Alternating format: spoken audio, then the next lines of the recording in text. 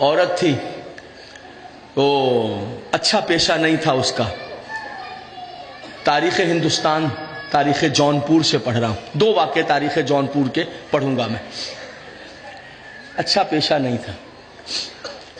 تو صبح ہوئی تو گھر واپس آئی. میرے اشارے کو سمجھ گئے؟ تو محلے میں مجلس ہو رہی تھی، تو وہ جو باورچی نیاز پکا رہا تھا وہ کہیں دائیں بائیں ہو گیا، تو وہ گزری تو دیکھا کہ وہ لکڑیاں جو ہیں وہ بجھتی چلی جا رہی ہیں. 2 قدم پیچھے آئی، وہ لکڑی پکڑ کے اس نے دیکھ کے نیچے رکھ دی. آگ جلنے لگی، گھر پہ آ کے سو گئی. خواب میں دیکھتی ہے مر گئی ہے، میدان محشر ہے، فرشتے کھینچتے ہوئے اسے جہنم کی طرف لے جا رہے. اس سے سامنے در جہنم نظر آیا. اس سے پہلے کہ فرشتے جہنم میں ڈالتے آواز آئی، ٹھہر جاؤ، حسین آ رہے ہیں. اجازت ہے مصاحب میں کھڑے ہو پڑھنا. میں مصاحب ذرا کھڑے ہو کر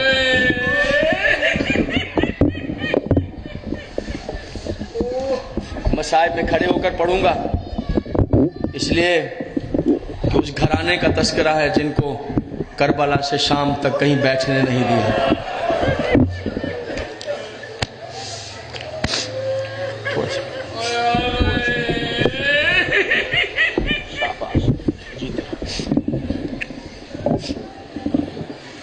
میدان محشر سو گئی، خواب میں دیکھ رہی ہے وہ جو بد چلن عورت.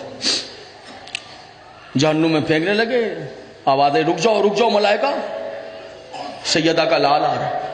ملائکہ بادب ہو کے کھڑے، امام حسین تشریف لے. کہاں لے جا رہے ہو اسے؟ فرزند رسول جہنم. کیوں؟ مولا سر سے لے کر پیر تک آلودہ گناہ ہے. کہا اچھا مگر میری تو محسنہ ہے.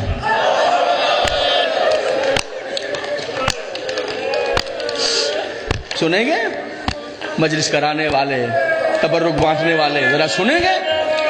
سیدہ کا لال ایک دانہ بھی ضائع ہونے نہیں دیتا، حسین وہ کریم ہے. میری تو محسنہ. ملائکہ نے چھوڑ دیا. کہا مولا آپ کی محسنہ ہے، جنت کی حقدار ہے. وہ سامنے یہ پروانہ جنت ہے. حسین ابن علی نے کہہ دیا جائیے آپ جنت میں جائیے جائیے.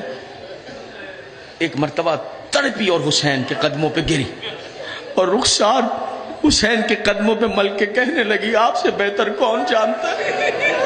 جو فرشتوں نے کہا صحیح ہے، میں سر کے بالوں سے ناخون پائے تک آلودہ ہے گناہ. یہ ٹھیک ہے آپ کرم کر کے جنت میں بھیج دیں، یہ مانتی ہوں، لیکن یہ جملہ کیا کہہ دیا کہ میں آپ کی محسنہ ہوں؟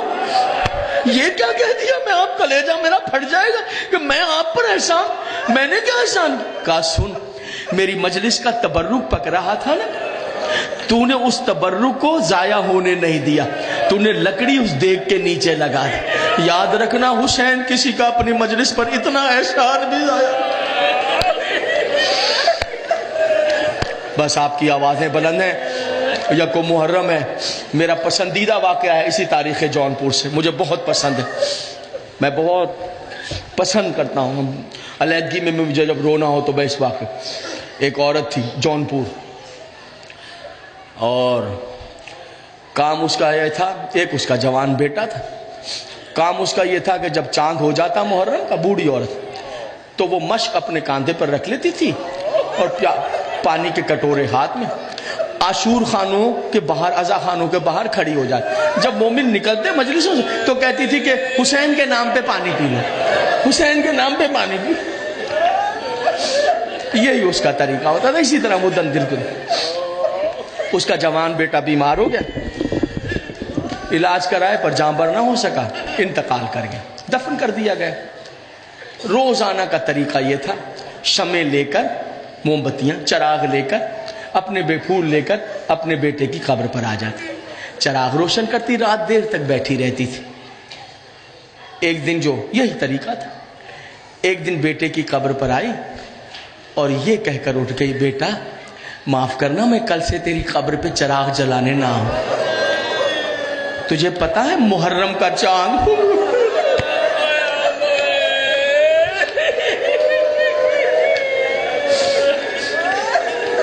دینے پر مجھے اس طرح بتایا.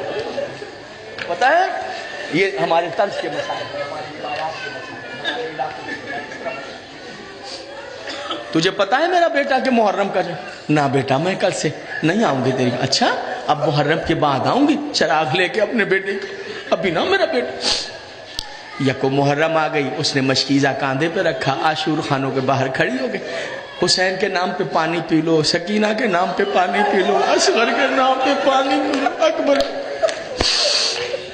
یکو محرم گزر گئی, 2 محرم گزر گئی, 3 محرم, 10 محرم کا آفتاب طلوع ہوا, زیارتیں برآمد ہوئی, زنجیر زنیاں, قمع زنی, ماتم داری. پھر شام غریبہ ہو گئی. عزاداران حسین, ماتم داران حسین. پھر 11 محرم جب رات ہوئی تو پھر چراغ اٹھائے, پھول اٹھائے, پھر قبرستان میں بیٹے کی قبر کی طرف چلے. 10 دن گزار. جب قبرستان میں پہنچی, دور سے دیکھتی ہے کہ بیٹے کی قبر پر, اس کے بیٹے کی قبر پر چراغ روشن ہے, پھول بکھرے ہوئے ہیں, معطر خوشبوئیں آ رہی ہیں. حیران ہو کر چلتی چلتی قریب آ گئی. دیکھتی کیا, کالے برقعے والی بی بی سر جھکا پیچھے رک کر کہنے لگی, اے بی بی یہ آپ کوئی غلط سمجھ بیٹھی, آپ کے کسی عزیز کی قبر نہیں ہے. اے بی بی میں آ نہ سکی 10 دن سے, یہ میرے بیٹے کی قبر ہے, آپ جہاں آئیے میں ڈھونڈ لیجئے. بی بی نے نہ سر اٹھایا نہ جواب دیا. پھر کہتے کہتے آگے بڑھی, بی بی دیکھیے یہ آپ بھول رہی ہیں, یہ قبر آپ کے کسی عزیز کی نہیں ہے, یہ تو میرے بیٹے کی قبر ہے. چراغ گل اس لیے تھے کہ میں آ نہیں سکی. تو یہ اتنا کہنا تھا کہ ایک مرتبہ نقاب پوش بی بی نے اپنا نقاب پلٹ کا پہچان, جس کے ماتم میں گئی تھی میں اسی حسین کی ماں, میں حسین کی ماں, تو میرے بچے کی عزاداری میں تھی. میں نے ایک دن تیرے بیٹے کی قبر کو اندھیرے میں نہیں چھوڑا. میں روزانہ یہاں آ کر دیے جلاتی رہی ہوں اور کہتی رہی ہوں, میرے اللہ یہ میرے حسین کے عزادار, انہیں جنت میں. اللہ لعنت اللہ علیہ.